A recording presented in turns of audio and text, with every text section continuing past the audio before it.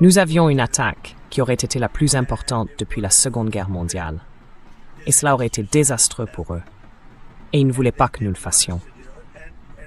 Et franchement, l'Arabie Saoudite ne le voulait pas non plus. Ils pensaient qu'un accord était imminent. Et l'accord est imminent. Il concerne le détroit d'Ormuz et aussi, à terme, sa dénucléarisation. Alors, quand j'entends ça, je me dis, est-ce que nous voulons vraiment y aller et faire ça? Il y a un groupe de personnes qui voudraient que je le fasse, tout simplement. Et il y en a un autre qui ne veut pas que je le fasse. Voici ma vidéo d'actualité en ce dimanche 2 août. Le 2 août, oui. Je vous parle depuis Chattanooga, dans le Tennessee. Parlons un peu de l'actualité. La police des bouchons de bouteilles. La police des bouchons de bouteilles. Où est Ursula pour s'en prendre aux États-Unis pour leur violation concernant les bouchons de bouteilles? Bref, parlons de l'actualité. La vidéo d'aujourd'hui sera probablement courte. Il ne se passe pas grand-chose dans l'actualité, pour être tout à fait honnête.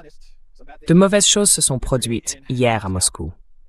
Il y a eu une attaque terroriste contre un restaurant du centre de Moscou, le restaurant Balzi Rossi, qui est un restaurant italien. Salut, comment ça va? C'est un restaurant italien au centre de Moscou. En fait, c'est un restaurant où je suis allé une fois, il y a 7 ou 8 ans.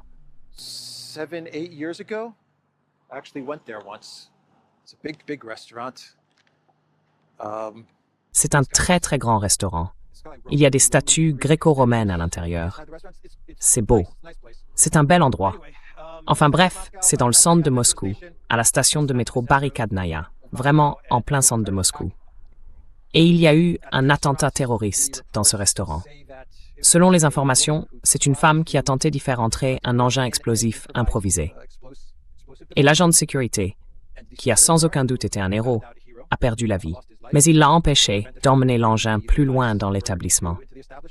3 personnes sont mortes. Beaucoup de victimes. Beaucoup de victimes dans cette attaque.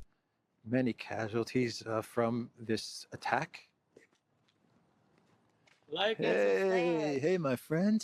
How are you? Awesome. Did you guys go down? You guys went down there earlier? I'm recording the show right now. You don't mind if your voice is in it, or your dog. Oui. Okay, cool. Je commence à me souvenir du restaurant. Ça me revient petit à petit. C'est l'un de ces restaurants où, du moins comme je m'en souviens, quand on entre, il y a une porte, puis un couloir assez long avant d'arriver réellement dans le restaurant, si je me souviens bien. Mais il y avait un engin explosif improvisé. Elle a essayé de le faire entrer. Le vigile l'a arrêté, l'a empêché de le faire entrer, et il a fini par perdre la vie. Il y a eu 3 morts et de très, très nombreux blessés. Des gens se trouvaient dans cette zone, une zone très fréquentée, puisqu'elle est au centre de Moscou. Il y avait beaucoup de monde autour, et ils ont entendu une énorme explosion. Du moins, c'est ce que disaient les personnes présentes dans le secteur. Très forte, très forte. Une explosion très importante. C'est intéressant.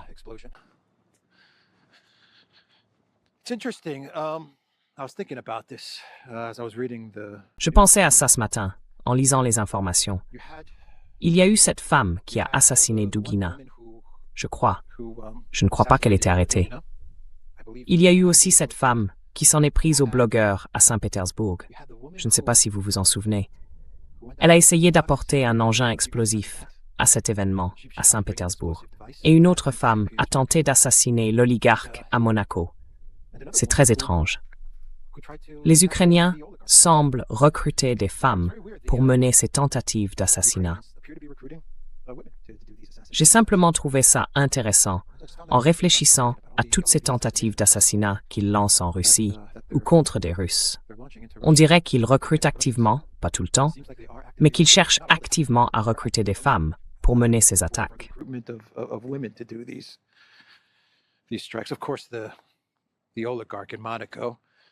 Bien sûr, l'oligarque à Monaco, elle est retournée en Ukraine. Elle s'est échappée, elle est retournée en Ukraine pour, j'imagine, récupérer son argent, et elle a été tuée. Enfin bref, on verra ce que feront les autorités russes ensuite. Alors parlons de la grande actualité suivante aujourd'hui, qui concerne l'Iran et le président américain Trump. Il a annulé la frappe, la grande frappe qui devait avoir lieu. Je pense qu'une frappe était prévue. Mon sentiment, c'était qu'une frappe d'envergure se préparait.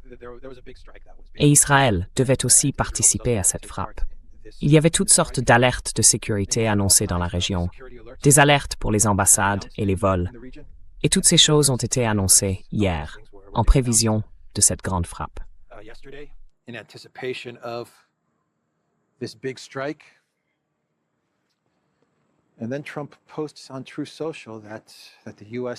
Et puis, Trump a publié sur Truth Social que les États-Unis étaient prêts à agir, prêts à tirer, a-t-il dit. Mais comme les négociations avec l'Iran semblent bien se dérouler, et que les Iraniens disent à Trump de ne pas frapper, et que les négociations avancent bien, mais surtout, a-t-il dit, des pays, des alliés au Moyen-Orient, lui disent de ne pas frapper. Il a donc annulé l'opération pour donner une chance aux négociations. C'est ce que Trump a publié sur Truth Social. Le pays du Moyen-Orient dont il parle, c'est l'Arabie saoudite. Selon les informations rapportées, MBS et les Saoudiens ont appelé Trump et lui ont dit « S'il vous plaît, non, n'allez pas de l'avant avec cette grande frappe. Nous devons désamorcer tout ça parce que nous sommes en difficulté en tant qu'Arabie saoudite. Nous avons maintenant les Houthis.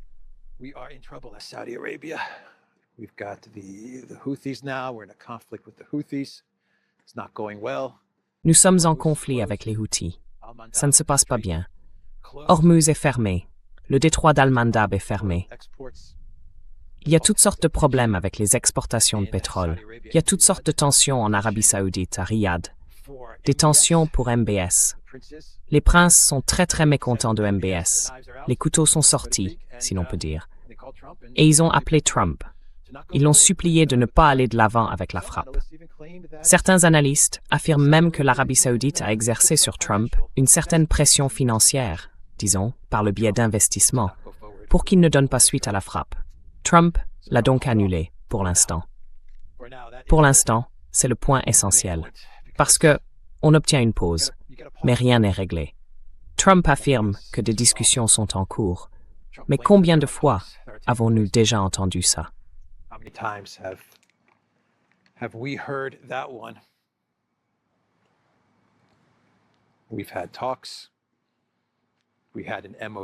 Nous avons eu des discussions, nous avions un protocole d'accord, il y a eu une signature à Versailles, rien que ça, et ça nous a mené nulle part. Voilà donc la situation avec l'Iran. Il y a actuellement une pause, mais elle est très temporaire. Malheureusement, je parierais que d'ici une semaine environ, Trump se retrouvera dans la même position que ce week-end, à parler d'une frappe imminente et puissante contre l'Iran. J'ai lu récemment une analyse sur CNN. Ils interviewaient un expert du pétrole, et cet expert a dit que la meilleure chose que l'administration Trump pourrait faire serait simplement de laisser l'Iran fixer un droit de passage pour les navires traversant le détroit d'Ormuz et d'en rester là.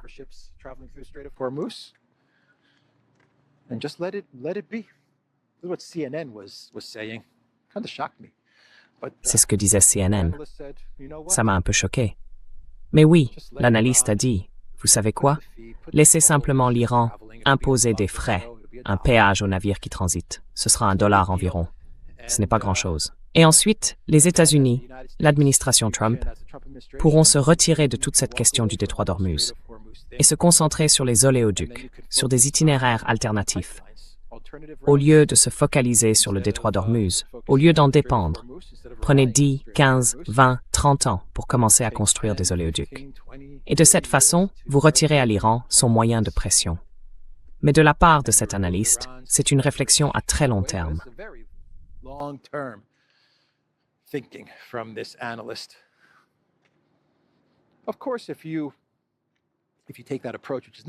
Bien sûr, si vous adoptez cette approche, ce qui n'arrivera jamais, je tiens à être clair, ça n'arrivera pas. Trump ne laissera pas l'Iran imposer une taxe aux navires qui transitent par le détroit d'Ormuz. Rubio l'a dit lui-même. Il est hors de question que les États-Unis autorisent la perception d'un droit de passage pour traverser le détroit d'Ormuz.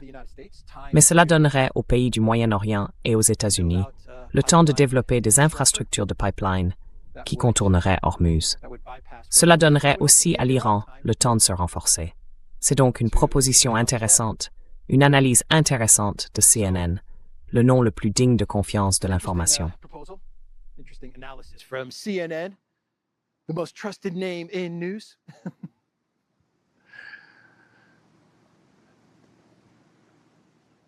We have in Spain, En Espagne, France, en France, en Italie et maintenant en Grèce, il y a des incendies.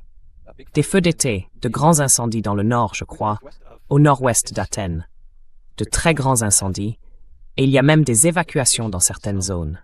Chaque année, chaque été, il y a des incendies en Grèce. On a l'impression que c'est chaque été. Donc voilà ce qui se passe en Grèce, malheureusement.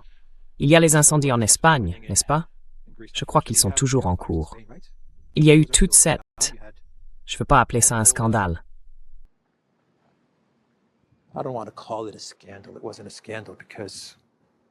Ce n'était pas un scandale, parce que le gouvernement espagnol et l'Union européenne n'y ont prêté aucune attention.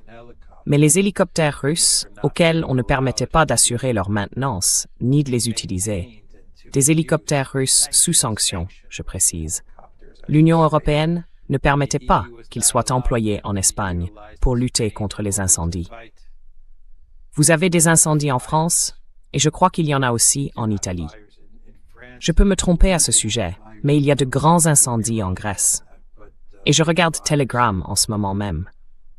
Il est écrit que 2 hélicoptères sont entrés en collision en Grèce alors qu'ils combattaient un incendie de forêt. Selon les services locaux de lutte contre les incendies, les secours recherchent les pilotes.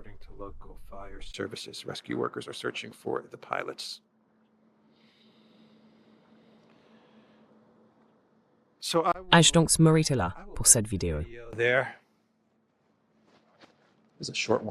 Celui-ci sera court. Faisons un Clown World et on terminera la vidéo. Et le Clown World d'aujourd'hui sera court lui aussi. Il s'agit du président américain Trump qui parle du Groenland. Enfin, il ne parle pas du Groenland. Il a publié un mème sur le Groenland. Il ne parle pas du tout. C'est juste un mème. Un mème montrant un Trump géant qui regarde par-dessus les montagnes vers la vallée du Groenland et les maisons au Groenland.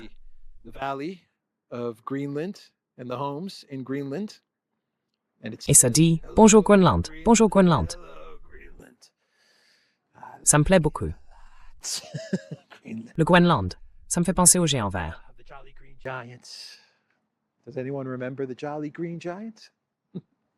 Est-ce que quelqu'un se souvient du géant vert? Une entreprise. J'ai oublié laquelle. C'était quelle entreprise qui avait le géant vert? Qui faisait des haricots et des petits pois surgelés, enfin ce genre de choses. Et leur mascotte, c'était le géant vert. Il surplombait une vallée, une toute petite vallée, parce que c'était un géant. C'est à ça que ce mème me fait penser. Un Trump géant qui surplombe la vallée du Groenland. Oui, Trump a dit qu'il allait obtenir le Groenland. Ou quelqu'un dans l'administration Trump. Peut-être même Trump lui-même. Mais quelqu'un disait que d'ici la fin du mandat de Trump, le Groenland va... Enfin bref, c'est la vidéo tout le monde. TheDuranBlockouts.com. Nous sommes sur X, Rumble et Telegram. Et quoi de neuf? Telegram. Hey, what's up? Go to the Duran shop, pick up some... Allez sur la boutique de The Duran, prenez quelques produits dérivés. Les liens sont dans la description, juste en dessous.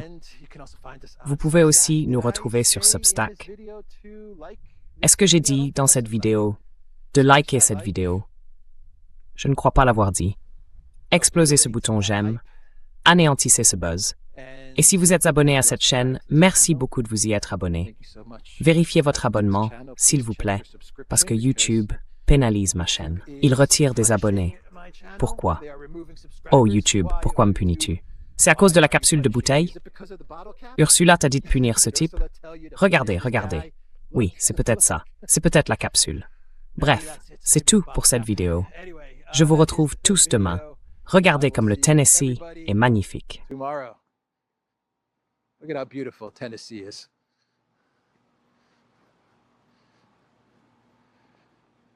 Prends soin de toi.